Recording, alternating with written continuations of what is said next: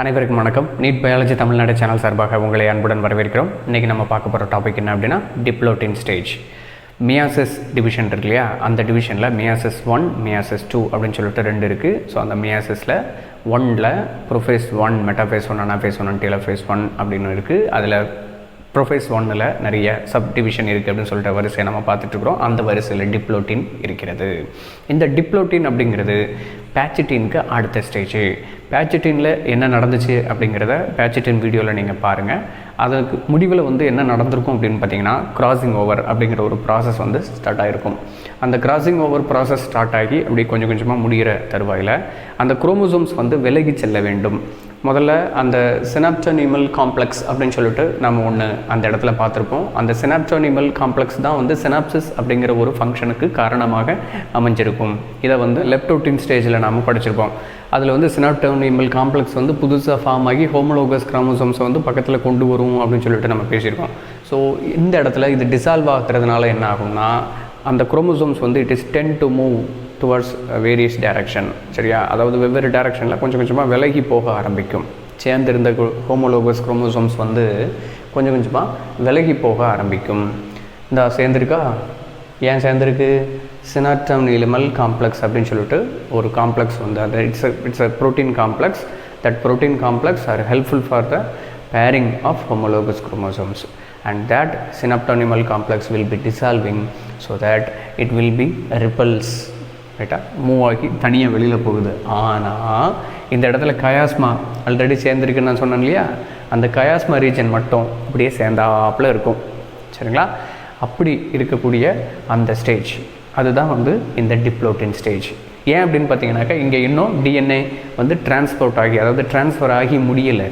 சரிங்களா? ஸோ அந்த விஷயம் கண்டினியூஸாக இங்கே நடந்துகிட்ருக்கு. தட் இஸ் வாட் கயாஸ்மேட்டா அப்படிங்கிற ஒரு விஷயம் இங்கே நாம் நிறைய எக்ஸ்பிளைன் பண்ணுவோம். சரிங்களா? ஸோ சினாப்டோனிமல் காம்ப்ளெக்ஸ் டிசால்வ் ஆகுது. ஹோமோலோகஸ் குரோமோசோம்ஸ் அட்டாச் ஆகி இருக்குது. எங்கே? கயாஸ்மா அப்படிங்கிற ரீஜியனில். குறுக்கேற்றம் எங்கே நடந்துச்சோ, கிராசிங் ஓவர் எங்கே நடந்துச்சோ அந்த இடத்துல மட்டும் அட்டாச் ஆகிருக்கும். மற்ற இடம்லாம் அப்படியே விலகி போக ஆரம்பிக்கும். ஸோ அந்த இடத்துக்கு பேர் தான் கயாஸ்மேட்டா. அப்படி கயாஸ்மேட்டாவில் மட்டும் ஜாயின் ஆகிருக்கக்கூடிய அந்த ஸ்டேஜில் அந்த மாதிரி ஜாயின் ஆகி இருக்கிறதுனால அது எக்ஸ் ஷேப்பில் இருக்குது. இதை தான் நீங்கள் பார்த்துருப்பீங்க. இது இருக்கு இல்லையா, எக்ஸ் ஷேப்பில் குரோமோசோம்ஸ் ஃபார்ம் ஆகியிருக்கு. ரைட்டா? இதை தான் அங்கே மென்ஷன் பண்ணியிருக்கிறாங்க. கயாஸ்மேட்டா ரீஜனில் மட்டும் அது ஜாயின் ஆகி இருக்கிறதுனால அது எக்ஸ் ஷேப்பில் இருக்குது அப்படின்னு சொல்லிட்டு போட்டிருக்காங்க. X shaped structures occur at the sites of crossing over where recombination has been taken place. Recombination எப்படி நடக்குது அப்படிங்கிறது எல்லாத்தையுமே நாம் அந்த பேச்சிட்டின் ஸ்டேஜில் நாம் தெளிவாக பேசியிருப்போம். சரிங்களா?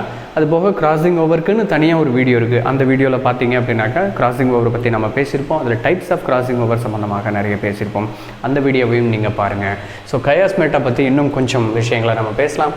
Hold the homologous chromosomes even though it is repulsing with each other. ஒரு இடத்துல இருந்து இன்னொரு இடத்துக்கு அது மூவ் ஆகி போனாலும் அந்த கயாஸ்மேட்டா ரீஜனில் ஜாயின் ஆகிருக்கு அப்படிங்கிறத நீங்கள் புரிஞ்சுக்கோங்க. This substage may last for days or years depending on the sex or organisms. நார்மலாக இதுதான் ரொம்ப இன்ட்ரெஸ்டிங்கான ஒரு விஷயம். நார்மலாக இந்த கயாஸ்மேட்டா ரீஜன் ஜாயின் ஆகியிருக்குல்ல, இது பிரியாமல் பல வருஷம் கூட இருக்கும் சில ஆர்கானிசம்ஸில். சரிங்களா? அது பார்த்திங்கன்னா அதுதான் புது புது ஸ்ட்ரக்சரஸை ஃபார்ம் பண்ணோம் குரோமோசோம்ஸில். இப்போ பார்த்திங்கன்னா இந்த லாம்ப்ரஷ் குரோமோசோம் கேள்விப்பட்டிருக்கீங்களா? அந்த லாம்ப்ரஷ் குரோமோசோம்ஸில் ஊசைட்ஸ் இல்லை பார்த்துருப்பீங்க. அதாவது அசிட்டாபுலரியா அப்படின்னு சொல்லிட்டு ஒரு ஆர்கானிசம் இருக்குது. அந்த ஆர்கானிசமில் இருக்கக்கூடிய ஊசைட் இருக்கு இல்லையா, அந்த ஊசைட்டுக்குள்ளே இந்த கயாஸ்மேட்டா ரீஜன் ரொம்ப நாளாக அப்படி இருக்கிறதுனால அது லாம்ப்ரஷ் குரோமோசோம் அப்படிங்கிற ஒரு ஸ்ட்ரக்சரை அது ஃபார்ம் பண்ணிடுது. சரிங்களா? லாம்ப்ரஷ் குரோமோசோம்ஸ், இதுதான் லாம்ப்ரஷ் குரோமோசோம்ஸ். எப்படி இருக்குது பார்த்தீங்களா? நார்மலாக இந்த ஸ்டேஜ் ரொம்ப இயர் மெயின்டைன் ஆகிறதுனால இந்த லாம்ப்ரஷ் ஸ்ட்ரக்சர் அதில் உருவாகுது. சரியா? வழக்கமாக குரோமோசோம்க்கு என்ன ஸ்ட்ரக்சர் இருக்குமோ அந்த ஸ்ட்ரக்சர் இல்லாமல் ஸ்பெஷல் குரோமோசோமில் இதெல்லாம் நீங்கள் படிச்சிருப்பீங்க இல்லையா? ஸோ இது it is a type of special type of chromosome and it consisting of many of the loops with them. இதான் லூப்ஸ் அப்படிம்பாங்க. சென்ட்ரோமியருக்கு பதிலாக இந்த இடத்துல குரோமோமியர் அப்படின்னு சொல்லுவாங்க. இந்த குரோமோமியர் பார்த்திங்க அப்படின்னாக்கா குரோமாட்டிட்ஸை அழகாக வரிசையாக இந்த இடத்துல வச்சிட்ருக்குது. இதுக்கு பேர் லூப்ஸ் அப்படிம்பாங்க. சரிங்களா? இந்த லூப்ஸ் எல்லாம் ஃபார்ம் ஆகிறதுக்கு முக்கியமான காரணம் பார்த்திங்கன்னா அந்த கயாஸ்மேட்டா ஜாயின் ஆகி இருக்கிறது தான் காரணம். ஞாபகம் வச்சுக்கோங்க. சரியா? ஸோ இதில் சில ஆர்கானிசம்ஸில் எக்கு வந்து ஃபார்ம் ஆகும் இல்லையா, இந்த எக்கை வந்து உருவாக்கக்கூடிய ஊசைட்ஸ்லாம் வந்து பார்த்திங்க அப்படின்னாக்கா அதிகமான அளவு டிரான்ஸ்கிரிப்ஷன் ப்ராசஸ் வந்து ஸ்டார்ட் ஆகிடும் அப்படின்னு சொல்லி சொல்கிறாங்க. Chromosomes are very actively transcribed in females as the egg stores up materials for use during embryonic development. embryonic development வந்து நடந்து முடிகிறதுக்காக இந்த டிரான்ஸ்கிரிப்ஷன் அப்படிங்கிற ஒரு ப்ராசஸ் வந்து நடக்குது. டிரான்ஸ்கிரிப்ஷன் அப்படின்னா என்னது, படியெடுத்தல் அப்படின்னு சொல்லுவாங்க இல்லையா. ஸோ அந்த படியெடுத்தல் நிகழ்வு வந்து வேக வேகமாக நடைபெற ஆரம்பிக்கிறது எங்கே அப்படின்னு பார்த்தீங்கன்னாக்கா ஃபீமேலில் இருக்கக்கூடிய எக்கில் இந்த மாதிரி மியாசிஸ் நடந்து முடியக்கூடிய அந்த தருணத்தில். இப்போ இந்த டிப்ளோட்டின் சம்மந்தமாக லைட்டாக ஒரு சின்ன ரீகேப் மட்டும் பண்ணிவிட்டு நம்ம இந்த வீடியோவை நிறைவு செஞ்சிடலாம். டிப்ளோட்டின் ஸ்டேஜ் பொறுத்தவரையில் வந்து அந்த குரோமோசோம்ஸ் homologous குரோமோசோம்ஸ் பேராகி இருக்கிறது வந்து கொஞ்சம் கொஞ்சமாக விலகி செல்லும். ஆனால் chiasmata ரீஜனில் மட்டும் ஜாயின் ஆகிருக்கும். ஏன்னா ரீகாம்பினேஷன் இன்னும் அந்த இடத்துல கம்ப்ளீட் ஆகிட்டு இருக்கு ஆகலை.